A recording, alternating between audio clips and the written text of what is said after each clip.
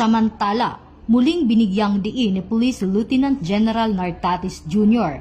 ang kahalagahan ng disiplina at respeto sa uniforme ng kapulisan, kasunod ng pag-viral sa isyu ng maling paggamit ng PNP uniform. Aniya, ito ay isang sagisag ng katapangan, sakripisyo at tiwala ng mamamayan at hindi dapat gamitin sa katuwaan. Sa ilalim ng kanyang pamumuno, patuloy na pinagtibay ng PNP ang disiplina, seguridad at integridad ng organisasyon bilang bahagi ng bagong PNP para sa bagong Pilipinas, serbisyong mabilis, tapat at nararamdaman.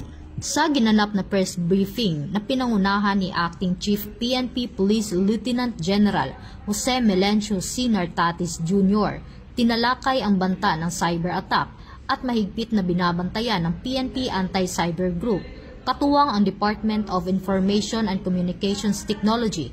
Ayon kay Police Brigadier General Bernard R. Young, ang distributed denial of service attack na posibleng mangyari sa Nobyembre 5 taong kasalukuyan ay hindi data breach at walang personal na impormasyon o pera ang maaapektuhan.